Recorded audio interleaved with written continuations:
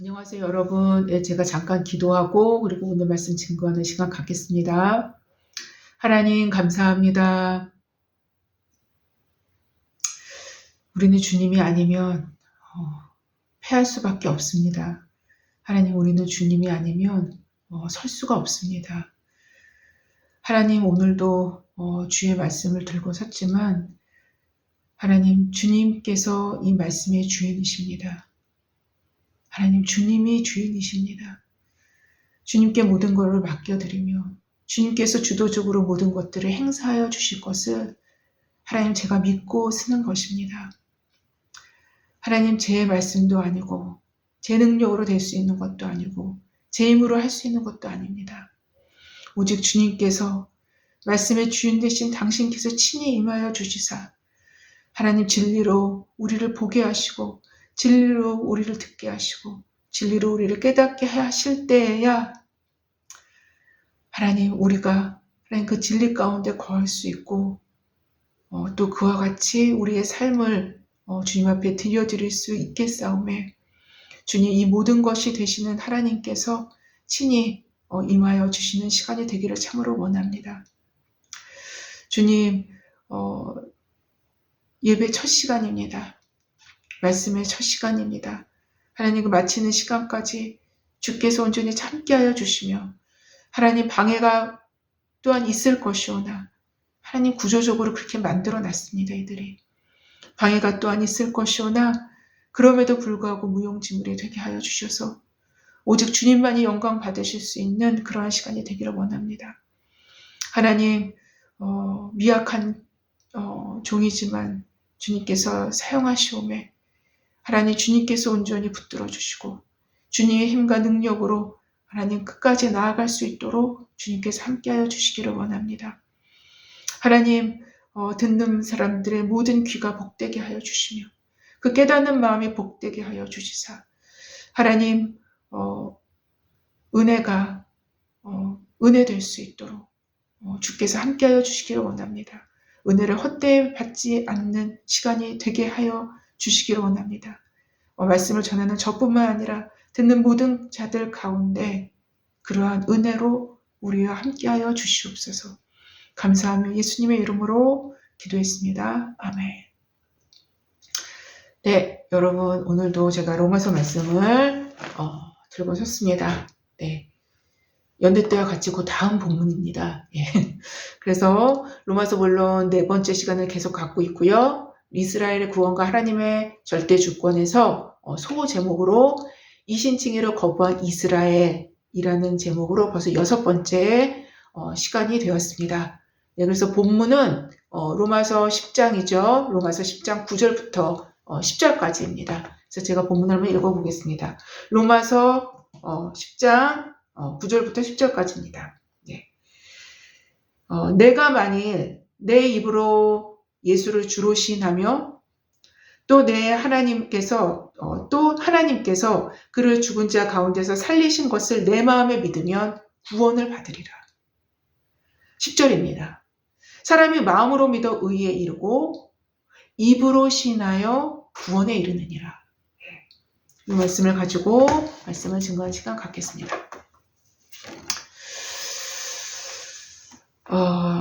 제가 아주 오래전에 들었던 이야기인데요. 기억이 생생하게 나는 부분이 있는가 하면 또 그렇지 않은 부분도 기억이 흐릿해진 부분도 있습니다. 예. 하지만 그 이야기가 기억이 나는데요. 이 이야기는 실화이며 예화는 아닙니다. 예. 베트남에서 있었던 일입니다. 예. 한 시골 농촌의 마을에서 베트남 시골 농촌의 한 마을에서 달구지로 마치 이제 우리나라의 달구지와 흡사한 것입니다. 예, 달구지로 마을 사람들을 읍내로 나가게 해주기도 하고 그리고 다시 마을 사람들을 읍내에서 데려오기도 하고 마을로 그런 이제 교통수단 역할을 하는 달구지였었던 거예요. 예. 어느 날 이 달구지에 선교사님들이 운영하는 여름 성경 학교를 마치고 한 어린아이가 이제 집에 가려고 달구지에 탄 것입니다. 가장 구석자리에 자리를 잡고 쭈그리고 이제 앉아 있었어요. 그리고 달구지는 여느 때와 같이 동일하게 비포장 도로를 이제 덜커덩 하면서 천천히 달리면서 이제 목적지를 향하고 있었던 것입니다. 그런데 그 순간에 이제 베트공의 습격을 받은 것입니다. 예. 사람들은 모두 이제 겁에 질리게 되었고, 달구지 안에 몇 안 되는 사람들은 막 우왕좌왕하면서 순식간에 아수라장이 된 것입니다. 예. 그때 성경학교를 마치고 집으로 귀가하는 이 어린아이에게 베트공은 총부리를 딱 들이댄 것입니다. 그리고 위협하기 시작했어요. 이 아이는 자신에게 들이닥친 이 갑작스러운 위협에 한마디의 말뿐이 할 수가 없었던 거예요. 한마디의 말만을 계속 반복을 했다는 것입니다. 이 아이가. 그 반복한 내용이 뭐냐면 나는 크리스찬입니다. 나는 크리스찬입니다. 라는 것을 계속 반복했다는 거예요.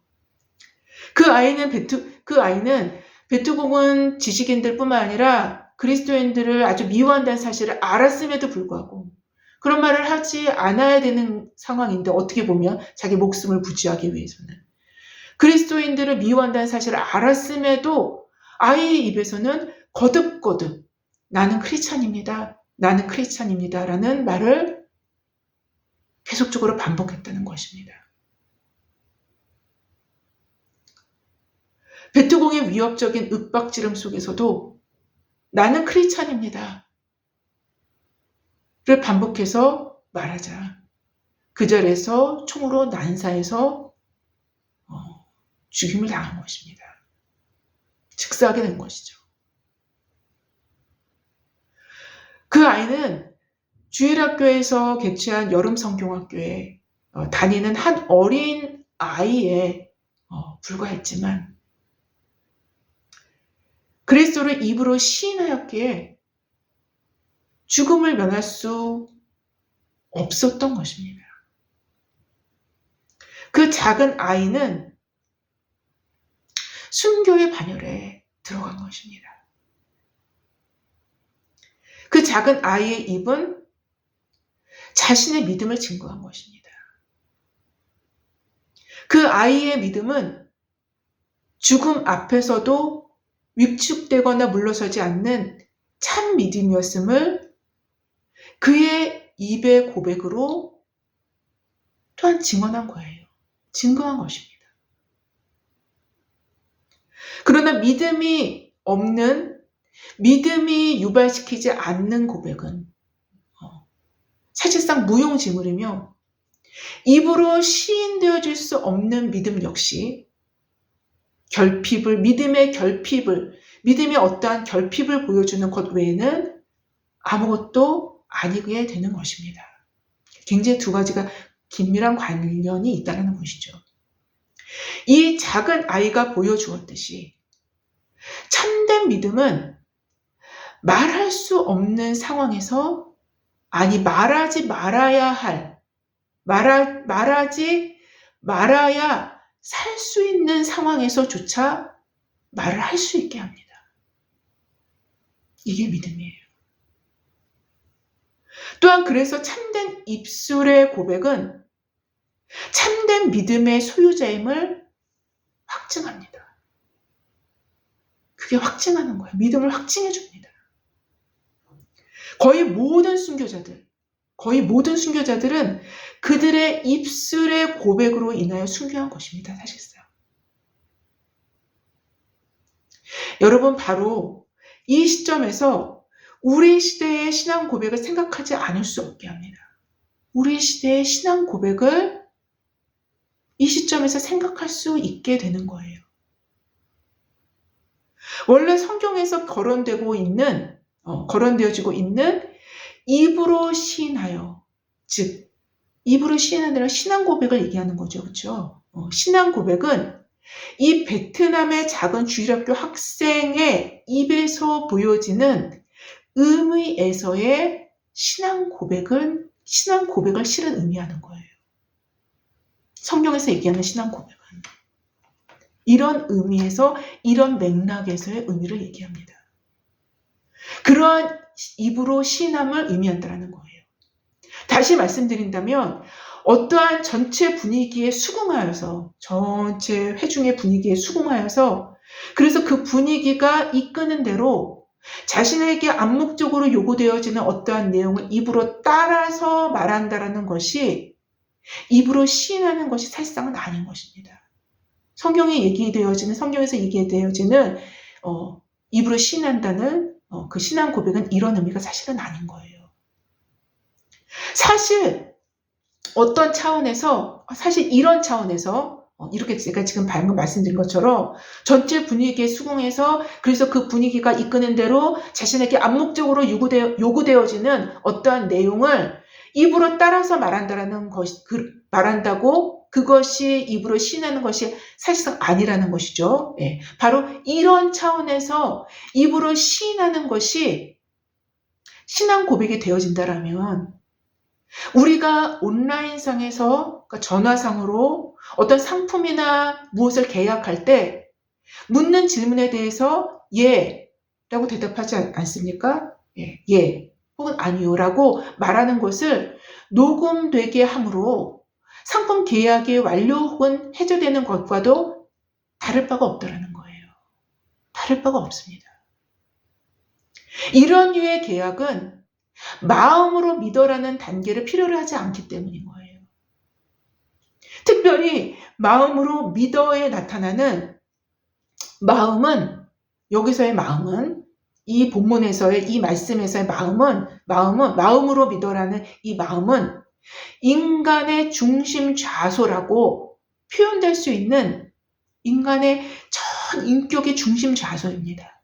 중심 좌소라고 표현될 수 있는 지정의의 인격의 총체적인 핵심부라고 표현할 수 있어요. 이게 바로 마음인 거예요.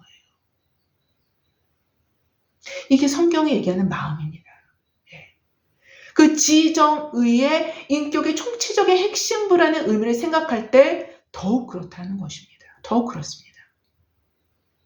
즉 성경에서 믿는다라는 것은 한 사람의 가장 핵심부의 중심 좌소에 그리스도 곧 하나님을 두는 것이기 때문이며, 그래서 그분이 나의 주인 되심을 그 중심 좌소의 고백으로부터 속 깊이 나오는 것이, 그래서 그것을 믿는 것이 그 믿음으로 말하는 것이기 때문인 거예요. 그렇기 때문에 이러한 믿음이라면 수순으로 따라올 수밖에 없는 것은 우리의 입으로, 우리의 행동으로 그대로 드러나게 된다는 것입니다. 그 믿음이.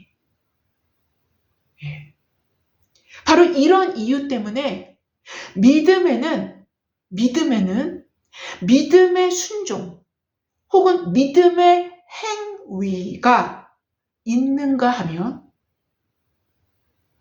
믿음의 순종 혹은 믿음의 행위가 있는가 하면, 또 그 믿음에는 믿음의 고백, 믿음의 입으로 시인하는 것들이 존재할 수밖에 없다는 거예요. 왜요? 그 믿음은 우리의 인격의 핵심의 중심 좌소로부터 나오기 때문이에요. 마음으로 믿어. 이기 때문이죠. 이것이 성경이 말씀하시는 바로 그 믿음인 것입니다. 바로 그 믿음인 거예요.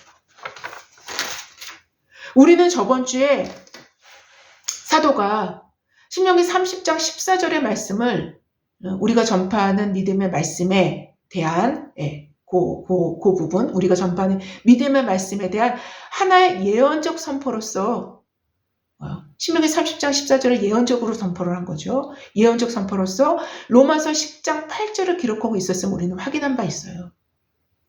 그런데요, 이 말씀, 로마서 10장 8절에서 나오는 이 말씀, 우리가 전파하는 믿음의 말씀, 이 말씀의 내용적 측면을 살펴볼 때 입과 마음이라는 두 가지 요소를 통해서 이루어짐을 확인할 수 있었어요. 곧 말씀은 우리의 입과 우리의 마음을 통해서 그 말씀이 우리 안에서 성취될 수 있음을 기록합니다. 바로 이러한 로마서 10장 8절의 입과 마음은 다시 그 다음 구절인 10장 9절에서 10장 8절의 다음 구절은 10장 9절이죠. 그렇죠? 10장 9절에서 좀 더 상세한 설명과 함께 입과 마음으로 다시 연결이 됩니다. 그러니까 말하자면 키워드라고 할 수 있는 거죠. 입과 마음으로 연결됩니다. 내가 만일 내 입으로 예수를 주로 시인하며 또 하나님께서 그를 죽은 자 가운데서 살리신 것을 내 마음으로 믿으면 구원을 받으리라 라고 기록합니다. 즉 예수를 주로 시인하는 입과 하나님께서 그를 죽은 자 가운데서 살리신 것을 믿는 마음이라는 두 가지 요소로 구원을 설명하고 있다는 것입니다. 물론 인간의 보편적인 흐름을 생각할 때에는 인간의 어떤 보편적인 그런 우리의 내면적이나 외면적인 흐름을 생각할 때는 마음으로 믿고 난 다음에 그 이후에 입으로 시인케 되는 그 흐름을 갖는 것이 보편적인 흐름입니다. 사실은. 볼 수 있으나 그렇게 보편적인 흐름으로 볼 수 있으나 사도는 이러한 보편적인 흐름으로는 9절의 다음 구절인 10절에서 다시 한번 명시하는 것으로 기록하고 있고요. 여기 9절에서는 8절과 동일한 순서를 쫓아 연결하고 있음을 보게 되는 거예요. 그러니까 8절과 연결하기 위해서 이러한 역으로 이러한 순서를 말씀을 하시는 것이지만 나중에 10절에 가서는 우리의 보편적인 그러한 흐름에 따라서 다시 한번 규정을 합니다. 그래서 그런 흐름으로 되어 있다는 것을 기억을 해두시고요. 그래서 여하튼 사도는 우리 안의 말씀이 성취되는 중요한 두 가지 요소인 입과 마음을 신명기 30장 14절을 예언적으로 해석하는 가운데에서 다시 입과 마음의 두 요소를 구원을 받게 하는 인간 편의 작용들로 구원을 받게 하는 인간 편에서의 작용들로 맞물려 설명하다가 마지막 10절에 가서는 다시 보편적인 시간순으로 보편적인 흐름의 시간순으로 재편성하고 있음을 우리는 확인하게 됩니다. 즉 마음에서부터 이제 입에 이르는 것이죠. 이렇게 사도가 마음과 입을 주목하고 있는 이유는 이거를 키워드로 삼아서 계속 주목하고 있습니다.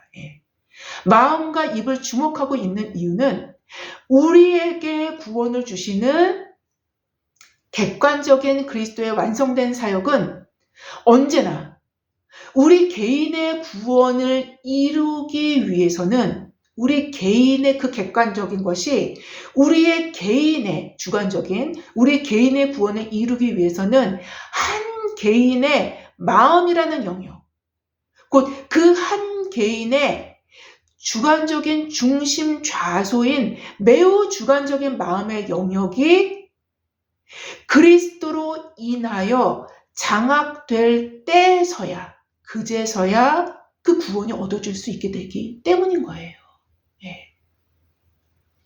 또한 이러한 마음의 장악을 통해 나타나는 현실적인 입의 증거들 그리고 순종과 행위의 증거들을 통해 입증되고 확장되어질 수 있기 때문인 것입니다. 바로 이러한 이유에서 사도는 로마서 10장 8절부터 10절 그 이후까지 계속 지속되게 마음과 입의 영역들을 다루어 나가고 있는 것이라고 할 수 있는 것입니다. 우리의 한 개인의 구원을 이루기 위해서는 이러한 입과 마음의 통로들을 통해서 또한 마음의 그 중심 자수를 통해서 그리스도가 실제적으로 장하게 되어질 때야 실제적인 구원이 한 개인이 이루어지기 때문인 것입니다. 그렇다면 다시 본문 9절로 돌아가서 살펴보고자 합니다. 9절, 로마서 10장 9절이죠. 9절은 특별히 구원을 받을 수 있는 두 가지 조건을 간략하게 정리해주고 있다는 데 있어서 중요도가 큰 구절임은 분명합니다. 그런데요, 이 구절의 특이성을 분명하게 파악하기 위해서는 곧 로마서 9장, 10장, 11장, 로마서 9장, 10장, 11장은 뭘 다루고 있었어요? 우리 로마서 본론 네 번째 시간을 가지면서 이스라엘의 구원과 하나님의 절대 주권을 우리가 다루고 있는 거죠. 그렇죠? 그거를 우리가 쭉 말씀을 쫓아가고 있는 중인데 바로 그렇습니다. 로마서 9장, 10장, 11장은 유대인의 구원 문제를 다루고 있는 측면을 염두에 둘 필요가 있다는 거예요. 예. 첫째, 사도는 내가 만일 내 입으로 예수를 주로 시인하며 라고 첫 번째 조건을 내세웁니다. 내가 만일 내 입으로 예수를 주로 시인하며, 이걸 첫 번째 조건으로 내세워요. 여기서 예수를 주로 시인하며, 예수를 주로 시인하며에서 주는 일반적인 의미에서의 헬라어 퀴리오스, 헬라어로 주는 보통 퀴리오스를 사용을 합니다. 헬라어 퀴리오스를 사용한 것이 아니라 그 이상의 의미를 지닌 주라는 용어를 사용하고 있다는 거예요. 70인역에서는 주를 의미하는 헬라어를 야후. 얘가 스펠링을 부르면요, YHWH로 번역을 했어요. 야후. 구약학자들은 사실 이 야후라는 자음 형식에서 여기서 야훼라는 말을 구성해낸 거예요. 구성해낸 것입니다. 그래서 이것은 자음어가 어떻게 발음이 되었는지에 대한 학문적인 추측일 뿐인 거예요. 이게 정확한 표현이 아닌 것입니다. 여하튼 우리가 알고 있는 야훼는 곧 여호와 하나님의 이름인 것입니다. 그러니까 학문적인 추측에 의해서 나온 이름이 원래는 YHWH를 쓰는데 영어로 표현을 한다면 야후 정도 되는데 요거를 적당하게 자음을 집어넣어서 발음하기 약간 편하게 야훼가 된 것입니다. 그래서 이거는 우리가 지금 알고 있는 야훼는 곧 여호와 하나님의 이름이죠. 그렇죠? 여호와 하나님의 이름인 것입니다. 바로 사도는 오늘 본문인 로마서 10장 9절에서 예수를 주로 시인하며 라고 말할 때 사도 바울은 바로 이 용어를 쓰는 거예요. 야훼를 쓰고 있는 것입니다. 퀴리오스를 쓰고 있다는 게 아니에요. 이 본문에서 70인역을 그대로 가지고 와서 야훼라고 기록하고 있는 거예요. 사도 바울은. 예수를 주로 시인하며라고 말할 때 주는 여호와 하나님, 곧 야훼 하나님을 말하고 있다는 것입니다. 그래서 로이드 존스는 오늘 9절의 이 말씀을 이렇게 번역합니다. 내가 예수는 여호와라고 내 입으로 고백하면 너희 지금 이 편지를 받고 있는 너희가 이 중에서도 유대인들도 있을 거 아닙니까? 내가 그 사람들을 어쩌면 지목해서 더 타겟으로 얘기를 하고 있는 것일 수 있습니다. 내가 예수를 야훼 하나님, 여호와라고 내 입으로 고백하면 이라는 뜻이라고 로이드 존슨은 얘기합니다. 다시 말씀드린다면 유대인들을 향해서 너희가 조상 때부터 섬겨왔던 아브라함의 하나님, 이삭의 하나님, 야곱의 하나님, 그리고 모세에게 자신의 이름을 알리시고 스스로 있는 자임을 밝히신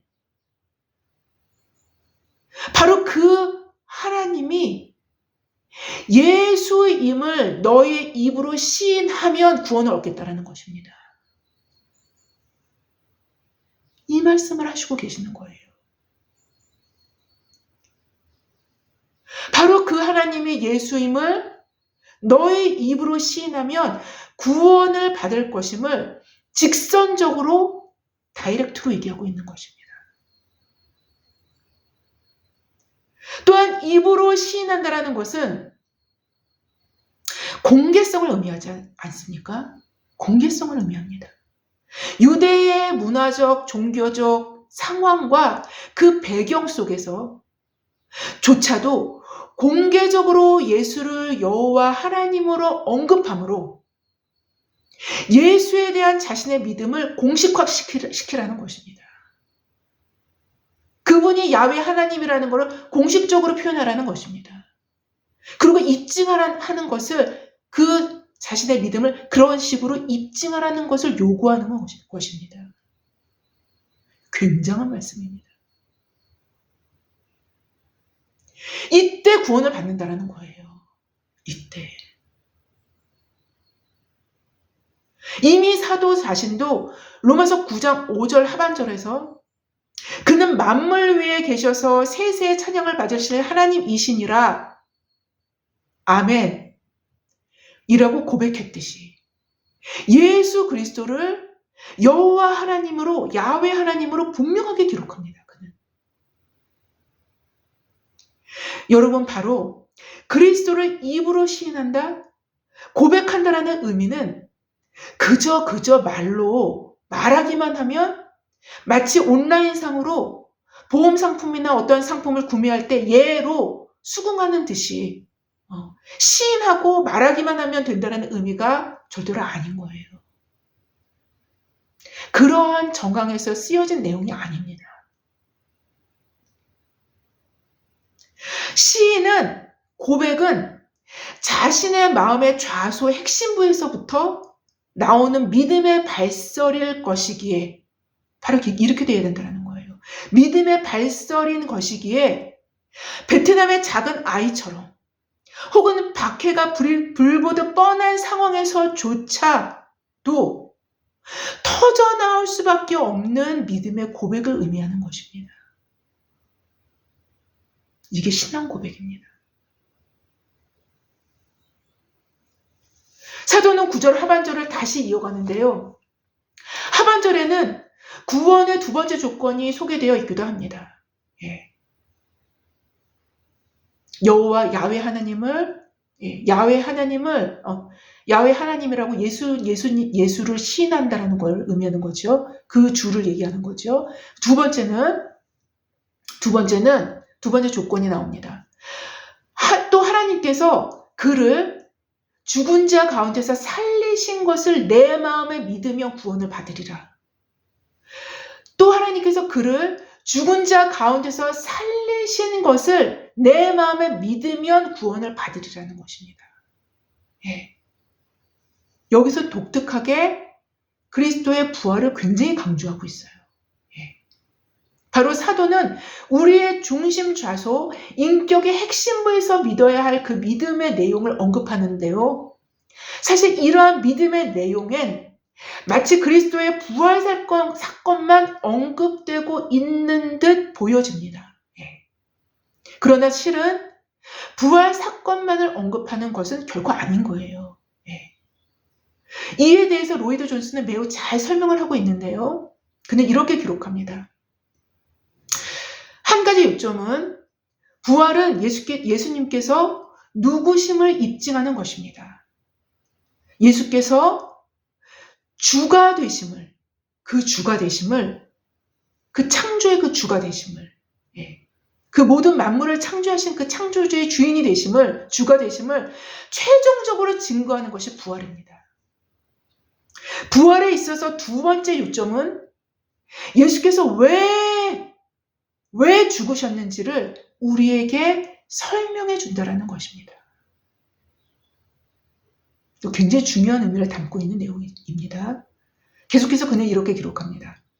바울은 예수께서 주 되심과 죽은 자 가운데서 다시 살아나신 것을 역설함으로써 성육신에서 십자가, 부활, 승천에까지 일어났던 모든 것을 포함하고 있습니다. 자, 여기서 분명한 난제가 떠오릅니다. 나사렛 예수께서 복되신 성삼위 제2격이시며 그는 여호와로서 영원한 아들이시며 이것이 부활을 통해 입증되었다라는 것을 우리는 들었습니다. 그러면 즉시로 거기서 분명한 질문 하나가 떠오릅니다. 아주 즉각적으로 질문이 유발된다는 거예요. 이분 설명은. 그 질문 하나는 뭐냐면 왜 그가 죽으셨는가? 왜 그가 죽으셨는가? 그러면 부활을 하셨는데 그래. 부활하시는 그러면 그 왜 하나님께서 왜 죽으셨는가라는 질문이 즉각적으로 유발된다는 것입니다. 왜 그가 죽으셨는가? 바로 이 시점에서 그 질문이 대번에 제기된다는 것입니다. 물론 주 예수 그리스도의 죽으심의 교리를 접근하는 데 있어서 이분은 계속 이야기하는 것입니다. 물론 주 예수 그리스도의 죽으심의 교리를 접근하는 데 있어서 가장 훌륭한 방식이 그 질문을 던져보는 것입니다. 라고 로이드 존슨은 기록합니다. 십자가를 접근하는 데 있어서 가장 좋은 방법이라는 것이죠. 부활을 얘기하는 것이. 곧 죽은 자 가운데서 다시 살리신 것은 죽은 자들 가운데서 다시 살리신 것은 그리스도의 죽으심, 십자가를 접근케 할 수 있는 가장 훌륭한 질문을 만들어낼 수 있게 한다는 것입니다. 여하튼 사도는 죽은 자 가운데서 다시 살리신 것이라는 믿음의 내용을 언급하면서 그리스도의 부활뿐만 아니라 그의 성육신 그리고 십자가의 대속과 속량하심의 위대한 진리들을 함께 언급하고 있는 것입니다. 이것이 로이드 존스의 주장이었었던 거예요. 그럼에도 우리는 또 다른 측면을 생각해 볼 수 있게 합니다. 그럼에도 제가 방금 전에 말씀드린 바와 같이 지금 이 로마서 10장의 문맥은 이스라엘의 구원 문제를 다뤄나가고 있는 중입니다. 이 문맥은 유대인들의 입장에서는 예수의 십자가의 죽음은 그들의 입장에서 얘기하는 것입니다. 그들의 입장에서는 예수의 십자가의 죽음은 그들 보기에는 명백한 역사적 사건일 뿐인 거예요. 그게 그걸 구태여 믿음을 유발시키는 이런 것보다도 그냥 그들의 역사 가운데 있었던 역사의 시점에서 누군가가 그렇게 십자가에 달려서 죽었다가 죽은 것입니다. 그들의 보기에는 명백한 역사적 사건일 뿐이지 그 이상도 그 이하도 아닐 수 있는 것입니다. 다시 말씀드리면 그 예수는 단지 신성모독으로 산헤드린 공의회에서 판결되어 자신의 죄로 죽임을 당했을 뿐이라고만 생각할 수 있다는 거예요.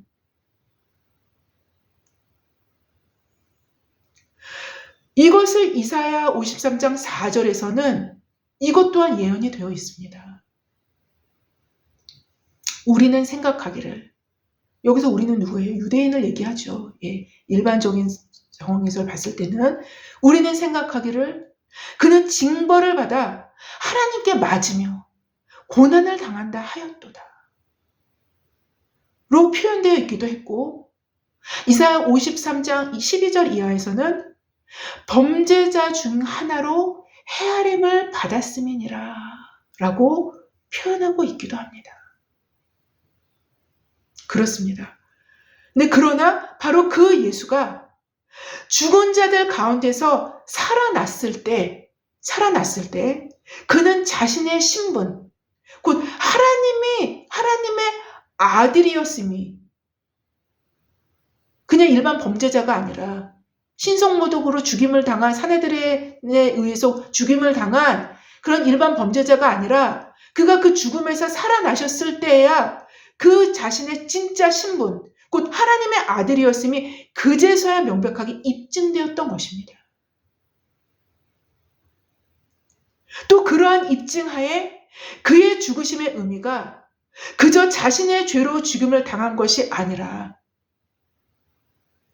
하나님의 아들의 죽음으로써 우리의 죄를 위한 대속적 죽음이었음도 연달아 입증되는 것이기에 연달아 입증되는 것입니다. 그제서야 대속적인 죽음이 살아나는 거예요. 의미가. 바로 그제서야 십자가의 죽음, 곧 대속적인 죽음을 믿는 믿음이 일어날 수 있기 때문인 것입니다. 그렇지 않으면은 절대적으로 예수의 죽음은 그저 그냥 자기의 죄로 범죄자였기 때문에 하나님에 대한 신성모독을 한 범죄자로 사내들인에 의해서 죽임을 당했던 그 죽음으로 죽은 사람일 뿐이기 때문에 대속적인 죽음이 될 수가 없는 거예요. 대속적인 죽음이란 죄가 없는 상태에서 남을 대신해서 죽는 것을 의미하는 거 아닙니까? 네. 그렇기 때문에 부활이 강조될 수밖에 없는 것입니다. 따라서 유대인들의 입장에서는 먼저 선행돼야 될 거는 먼저 그의 부활로 그의 아들로서의 신분이, 하나님의 아들로서의 신분이 명백히, 바로 그분이 하나님이라는 그 신분이 명백히 입증된 후에야 순차적으로 유발될 수 있는 대속적인 죽음을 믿는 믿음으로 나아갈 수 있기 때문이었던 것입니다. 왜냐하면 그리스도의 대속적 죽음을 믿지 않는다면 죄사함은 불가능한 거예요. 죄사함 자체가 불가능한 것입니다. 대속적 죽음을 믿지 않으면 죄사함 자체가 불가능한 거예요. 죄사함이 불가능한 것입니다. 그러면요, 구원은 절대적으로 불가능한 거예요. 절대적으로 불가능한 것입니다. 이런 이유에서라도 사도는 그리스도의 주되심과 그의 주되심을 명백히 입증케 하는 부활 사건을 더 강조했을 것임을 우리는 생각하지 않을 수 없는 것입니다. 바로 유대인으로서 예수의 부활을 믿는다라는 것은 자신들의 최고의 권위자들인 사내들인의 입장을 전면적으로 부인하고 그 당시 가장 처참한 처형 방식으로 죽은 자, 그것도 모세의 율법에서 저주받는 표상으로 말하고 있는 나무에 달려 죽은 자를 되려 야훼 하나님으로 믿는, 바로 그 믿음을 말하고 있는 것이기 때문인 거예요. 그것도 그 사실을 너의 마음의 중심 좌소에서, 인격의 핵심부에서부터 믿는 그 믿음으로 구원을 받을 것임을 사도는 선포하고 있는 것입니다. 지금 사도는 선포하고 있는 거예요. 이렇게 믿을 때 예수의 대속적인 죽음으로 인하여 그의 의가 그를 믿는 자에게 전가되어 의에 이르게 됨을 말씀하십니다. 그래서 사도가 1장부터 지금 계속적으로 거론해온 이신층의 교리들을 한데 묶어서 그 같은 전혀 비논리적이지 않게 너무나 일관되고 너무나 논리적으로 풀어나가고 있는 거예요.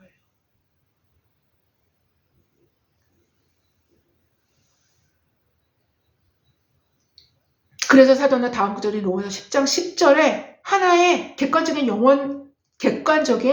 영적 원리를 선포하기 시작합니다. 객관적인 영적 원리를 선포하기 시작해요.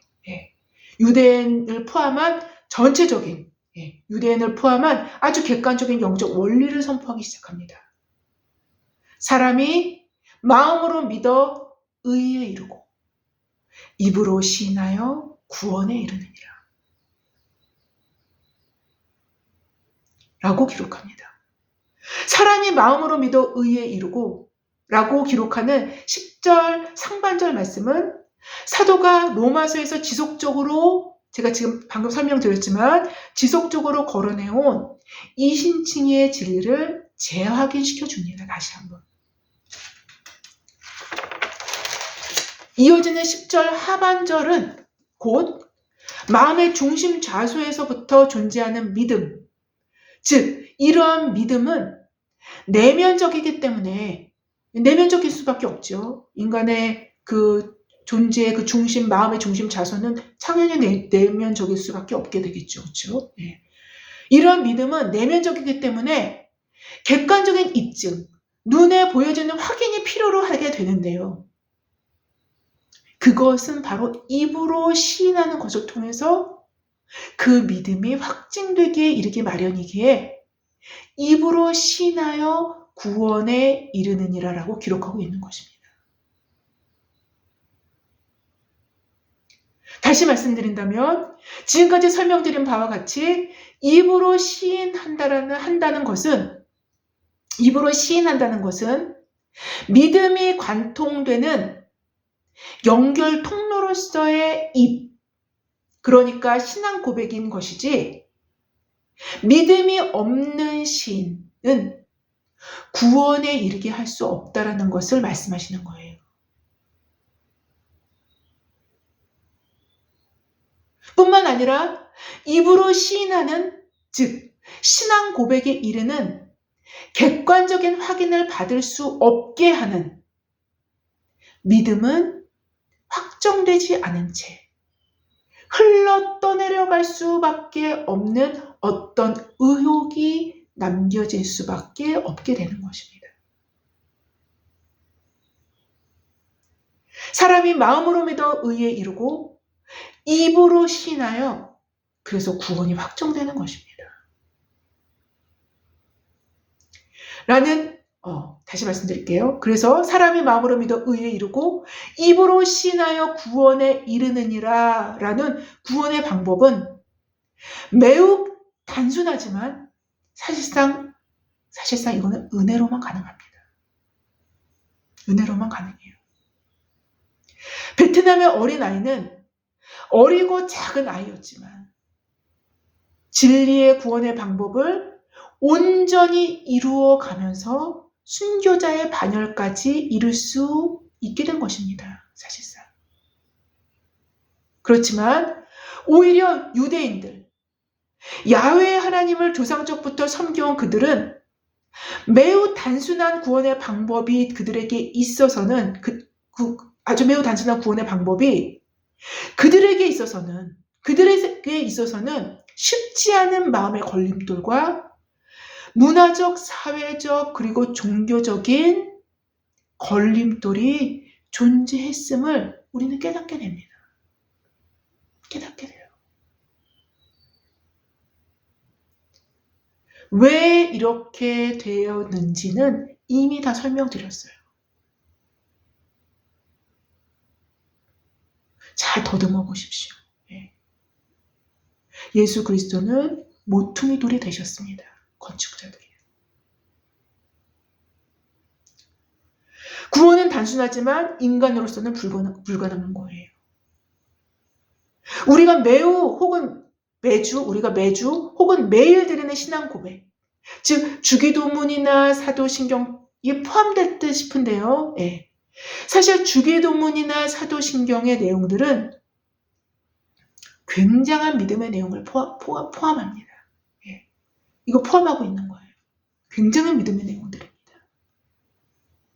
이 믿음의 내용들은 진리로 우리가 믿는다면, 이 믿음의 내용들을 진리로 우리가 믿는다면 사실상 교회가 세속화되거나 성도가 세속화되는 일은 사실상 불가능합니다. 여러분, 불가능해요. 진짜 믿는다면. 진짜 우리 인간의 중심 좌소로부터 믿는다면 교회가 세속화되거나 성도가 세속화되는 것은 사실상 불가능해요. 이 믿음의 내용들은 그리스도의 완성된 사역을 중심으로 그리스도교를 아주 견고하게 세웁니다. 아주 견고하게 세워요. 문제는 이것입니다.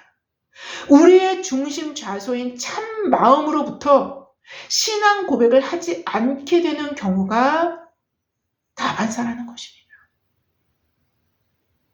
신앙 고백을 하는 그 행위 자체에 비중을 둘 뿐이지, 그 신앙 고백을 하는 그 행위, 그 말하고 있는 지금 그 행위 자체에 비중을 둘 뿐이지, 신앙이 고백되는 그 고백의 내용에 자신의 삶의 무게를 실지 않는다라는 것입니다. 즉, 그 고백되어지는 내용이 말하고 있는 그 하나님의 무게만큼 우리의 현실에서 비중 있게 그분을 받아들일 만한 믿음이 결여되어 있다는 것을 보여줍니다.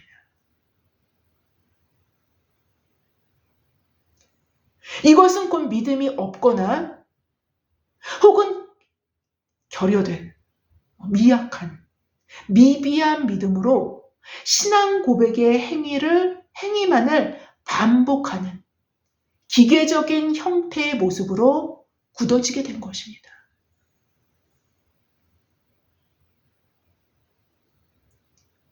신앙 고백 행위에 대해 로이드 존슨은 자신의 책에서 이렇게 기록합니다. 강조점은 우리의 신앙 고백에 주어져 있는 것이 아니라, 강조점은 우리의 신앙 고백에 주어져 있는 것이 아니라 우리가 고백하고 있는 요점에 주어져 있는 것입니다.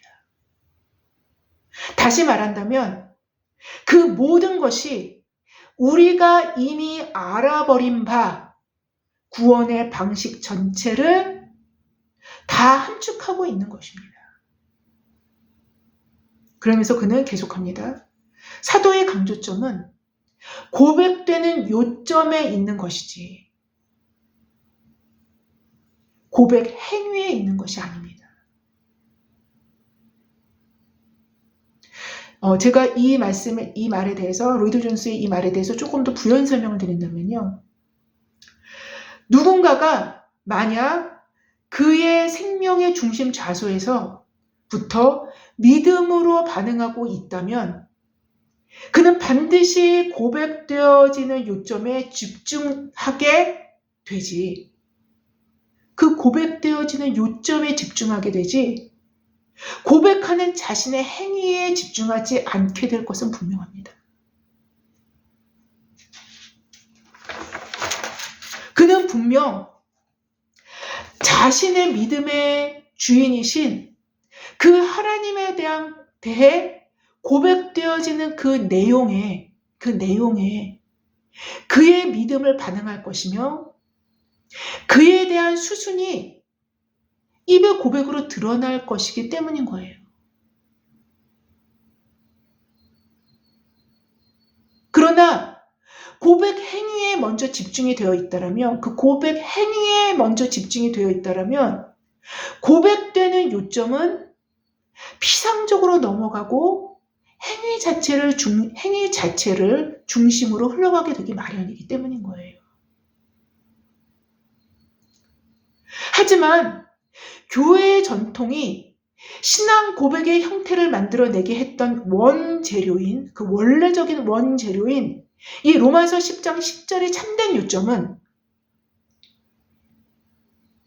고백되는 요점에 있는 것이지 고백 행위 자체에 있는 것이 아님을 로이드 존슨은 말하고자 했던 것입니다.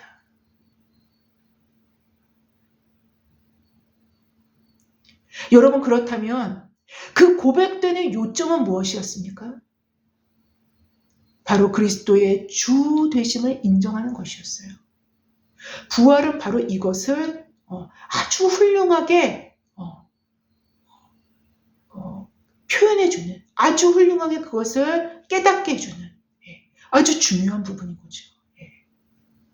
바로 그리스도의 주 되심으로 요약됩니다.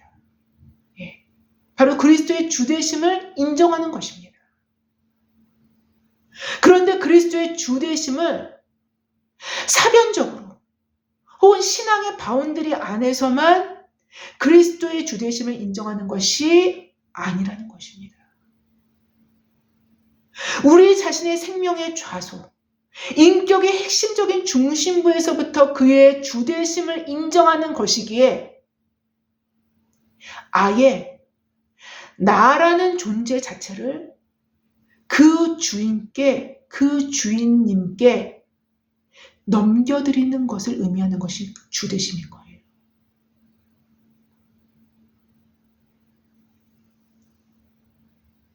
바로 이 안에서 이러한 개념 안에서 이 안에서 모든 세속성과 불순종이 설 자리가 없게 되는 것입니다. 따라서 그리스도를 주로 섬기는 자들은 세상에 아부할 수 없는 것입니다. 따라서 그리스도를 주로 섬기는 자들은 세상의 주가 되는 것이 아니에요. 그리스도가 주가 되시는 것입니다. 따라서 그리스도를 주로 섬기는 자들은 세상에 속할 수 없게 되는 것입니다.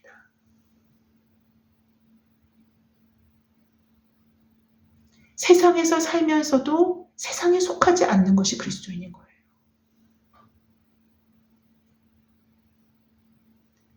내가 아버지의 말씀을 그들에게 주었사오매 세상이 그들을 미워하였사오니 이는 내가 세상에 속하지 아니함 같이 그들도 세상에 속하지 아니함으로 인함이니이다. 라고 예수님께서 요한복음 17장 14절에 말씀하셨어요. 그리스도를 주인으로 삼은 모든 그리스도인들은 세상에 속하지 않았으나 세상에 빛을 비추는 사람들인 것입니다. 아니, 그리스도인들은 세상에 속하지 않았기 때문에 빛을 비출 수 있는 것입니다. 사실상.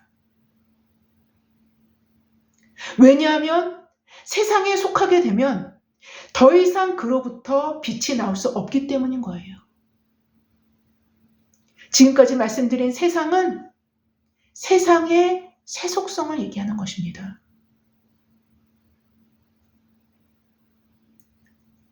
특별히 우리 시대를 살아가는 참된 그리스도인들, 그리고 참된 그리스도인의 길을 굳이 걸으려고 하는 자들에게 잠언 4장 23절의 말씀을 전해드리면서 말씀을 마무리할까 합니다. 모든 지킬 만한 것 중에 더욱 내 마음을 지키라. 생명의 근원이 이에서 남이니라.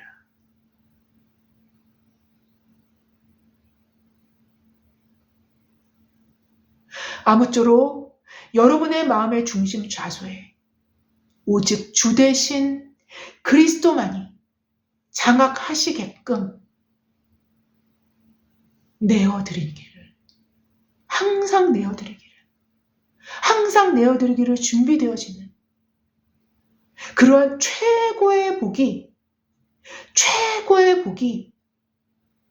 여러분과 제 자신의 삶에 지속되기를 주님의 이름으로 기도합니다. 제가 기도하고 마치겠습니다.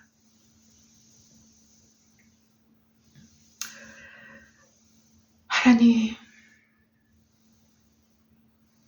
세상과 사단은 우리의 마음을 앗아가려 합니다. 왜냐하면 이 진리를 알고 있기 때문입니다. 이거를 알고 있기 때문에 그것을 노리는 것입니다. 하나님, 우리에게 은혜를 더하시사 우리의 마음을 온전히 하나님께서 온전히 다스리시는 그런 하나님의 나라가 온전히 장악되어질 수 있는 그러한 우리의 마음이 되게 하옵소서. 이것이 하나님 나라의 가장 핵심이며 뿌리입니다. 우리 마음에서부터 하나님의 나라가 이루어지는 그것이 하나님 나라의 시발점이고 시초입니다. 아버지, 이 일을 위해서 가장 중요한 진리는 그리스도의 주되심을 우리의 삶의 현실의 실제적인 현실의 한복판에서 그 주되심을 언제나 인정하며 언제나 선포하며 나아가는 우리의 삶에 달려있는 것입니다.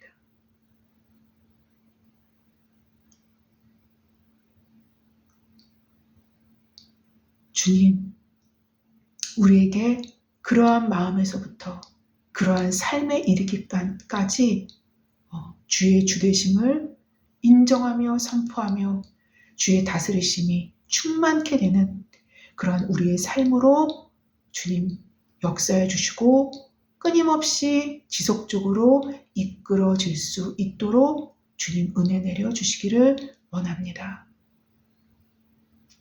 감사하며 예수님의 이름으로 기도했습니다. 아멘. 감사합니다.